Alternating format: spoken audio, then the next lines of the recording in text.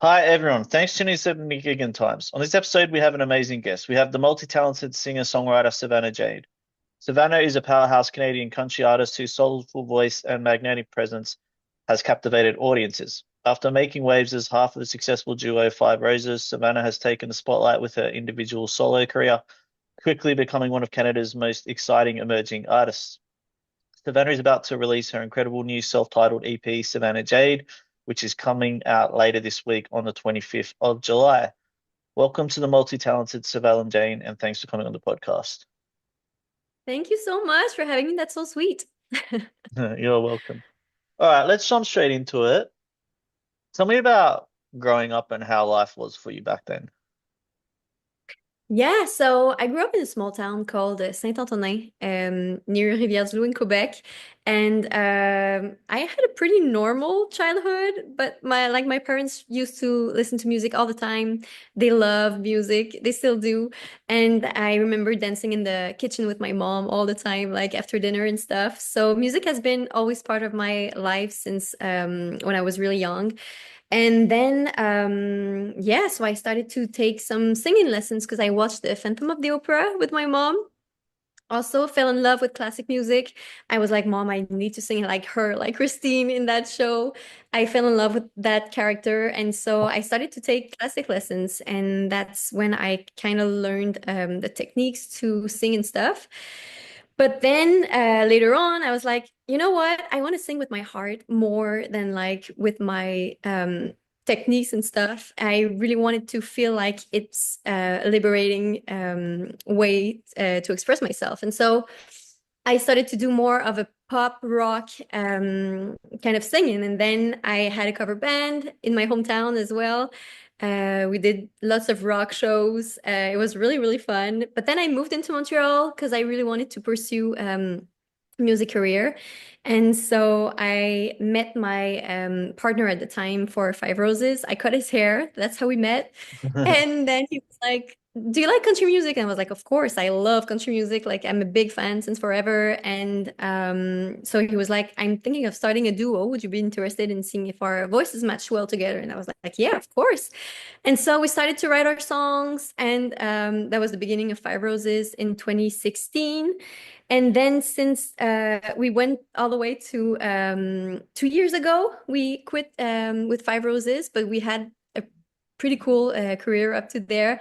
And I decided to go my own way. So right now I'm a solo artist and I'm releasing my first EP album on this Friday. So that's really exciting. It's incredible. Tell me about the EP. What inspired it, and tell me about the songwriting behind it as well.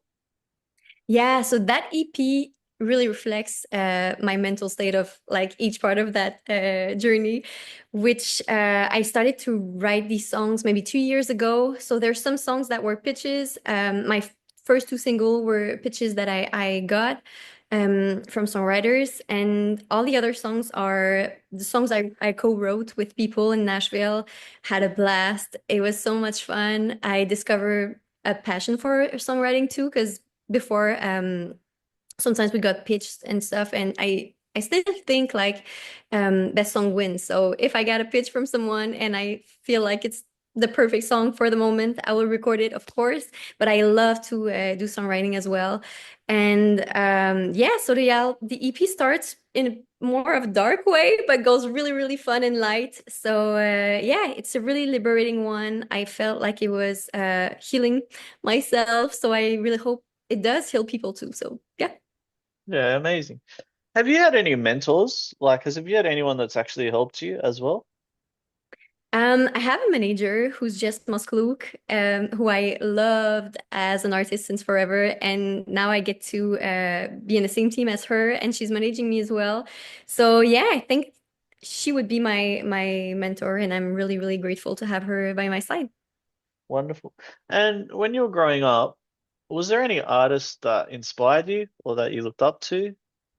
So many, so many. At each part of my life, someone new, like each day, someone new, basically. But if I could say the most that inspired me, Alanis Morissette is one of them for sure.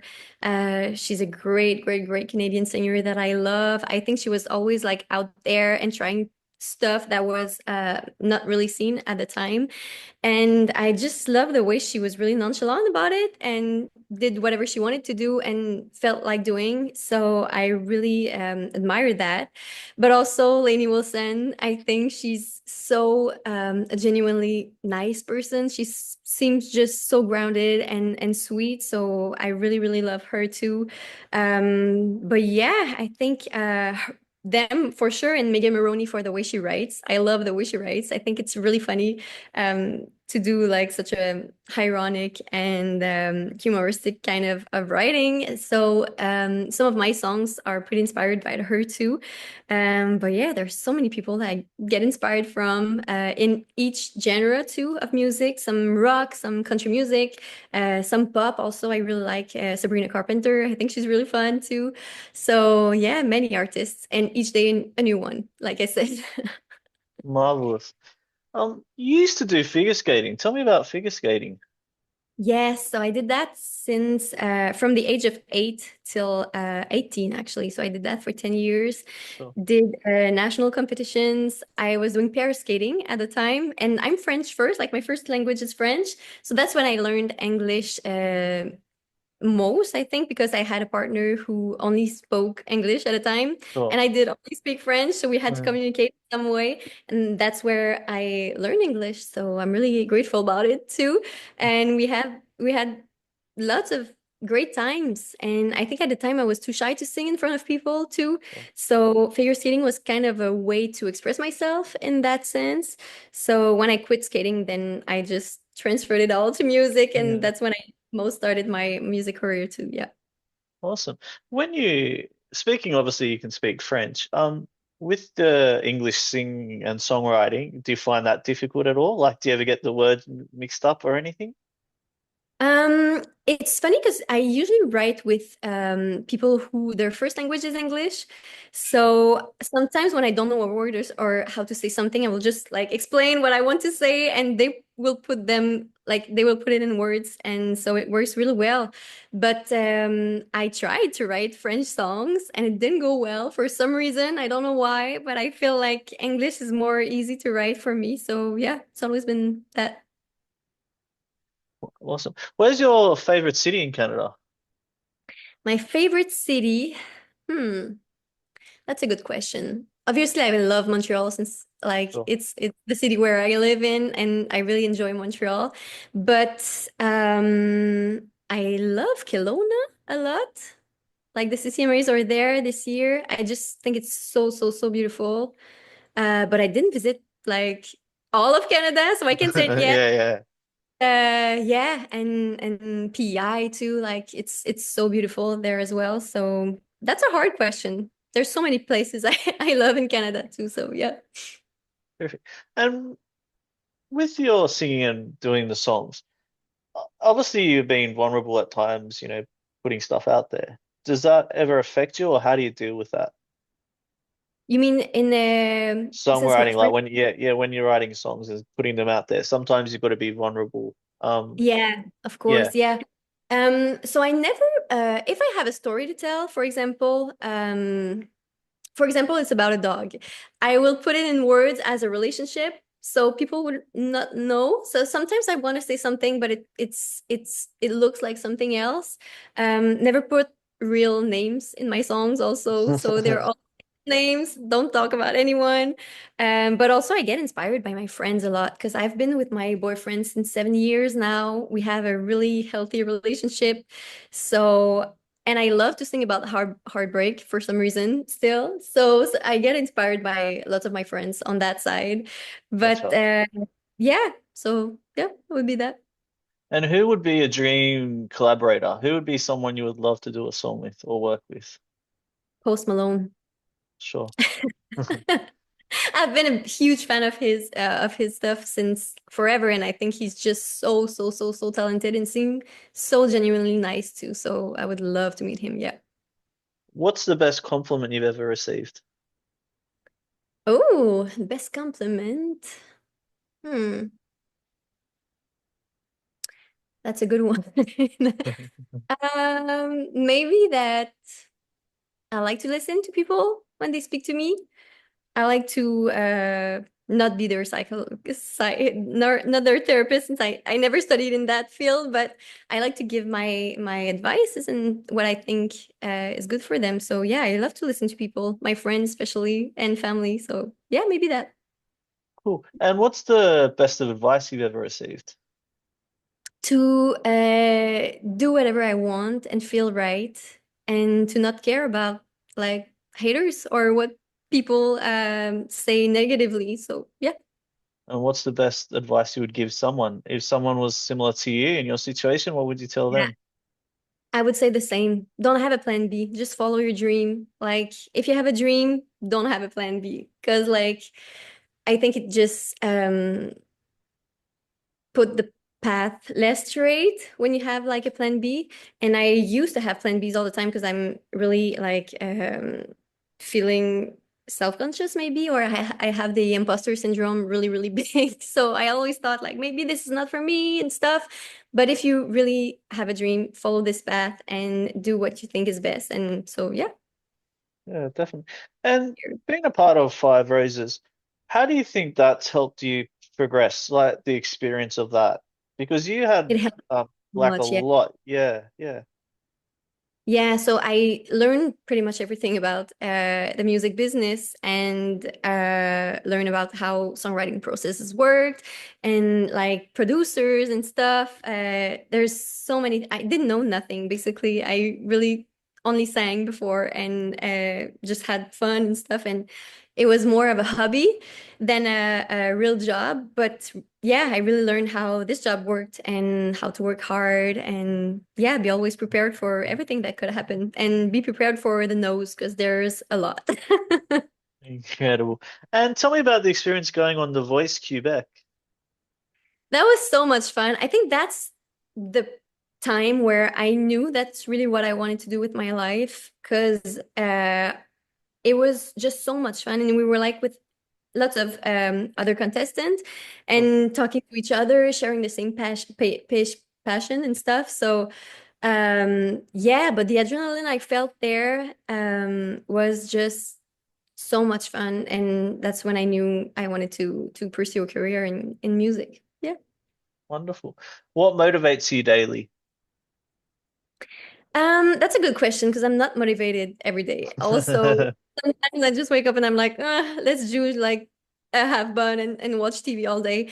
But just I'd say watching people succeed is like something that really motivates me. I love to see people who have succeed their journey. I love to see live shows. Like if I'm feeling the imposter syndrome or anything, I would just go on a treadmill and watch a live show and be like, oh my gosh, yeah, that's what I want to do. This is so fun. And so yeah, watching live show really helps me. And motivation speech, I love Jim Carrey for that, and Matthew McConaughey has a really good one too. So yeah, motivation speech is always good, but I'm not always motivated for sure. Some days I'm not at all, but I just kick my butt and go further. Impressed. How would you define success? Um, could be many things. For me, success would be to be able to share with as many people as I can my music and connect with people as much as I can, travel the world and meet new people again. Yeah. And if I could live from my passion, that would mean success. I don't need to be rich. I don't need anything. As long as I can do what I love my whole life, that would be a dream. Wonderful. And what are some challenges you've faced since coming into the music industry? Yeah. Um, There's a lot. Of course, at first, songwriting, I was so shy to just say what I wanted to say and stuff. So I just grew up in that and now I'm more comfortable to share what I want to say. So that was a challenge, of course, at the beginning because I felt like an imposter. And again, I think that's the biggest challenge to feel like I deserve to do what I do. Because like sometimes yeah, I think everybody has that um parts of sometimes where we say Like, am I really good? Am I doing the right thing? Like, should I do something else? Am I quitting? But yeah, so that's a big challenge for sure. But I just think that that's what I want to do. That's what I love the most. And so that's all that matters, really. And if I connect with people, then it's the coolest thing. What do you like to do when you're not working? So what do you like to do in your downtime? So I'm also a hairdresser part-time. Oh wow. So I still do hair. Yeah. Lots of my friends now because I don't have as many clients as I used to have because of music. But yeah, I still do hair with my friends. I love to do nails too. That's a passion of mine. Painting, listening to music, dancing, stuff. So yeah, that would be that. I love horseback riding. I wish I had one horse, maybe one day. But for now, I just go and rent like some space with horses and stuff. But yeah, there's so many things I like to do. Sensational. And what's your favorite food? Pasta. Yum, yeah, I love pasta. That's the best. Um, what's a side fans don't see of you? If you could describe your personality. Um, It's funny because when I'm on stage, I feel like it's my alter ego going on stage because I'm a really, really shy person. And I feel like I'm socially awkward sometimes. So maybe fans don't see that because like when I'm on stage, I'm there to perform and have a blast and I just feel like I'm being completely someone else when I'm on stage and then come back home and I'm like, oh, still shy. So I think that would be that. Yep. Cool. And who's your biggest supporters in the background? My mom, my dad, and my fiance, for sure. They're always there for me. I'm really, really grateful to have them by my side. And like my mom and dad never told me you have to go to school, like you can do that little dream of yours. They always supported me. And so I'm really, really grateful for that because I would not be there without their support too. And my fiance is following me everywhere. Like we do Oh, shows and stuff, and he will come since he can work from home from his computer. So yeah, I'm really lucky to have them. impressive. And with a lot of the shows you do, is there any memorable moments that stand out that might even be like a pinch me moment where you're like, wow, this is happening, or Um, I think my first single, how it did at Canadian country radio, I was like, that was a pinch me moment to hear that I was number 27th on the chart. I was like, oh my gosh, like, is this really happening for my first single? That was the biggest highlight of my career so far, for sure. Yeah. amazing. Congratulations. That's incredible. And you know, your trajectory's only going to get bigger. So yeah, that's cool. Um, what if you were 18 again and you could change anything, what would you change? Um, just to gain more self-confidence earlier on, maybe go to therapy before and to not be afraid of doing what I love, basically, to just go there and be who I am and yeah, the rest will come. Savannah, thank you for coming on the podcast. I do appreciate it. It's been amazing interviewing you. You know, as I just mentioned, your trajectory is incredible, and I can't wait to see you go from strength to strength. And yeah, good luck with the EP that's coming out later this week. Thank you so much. That's really sweet. You're welcome.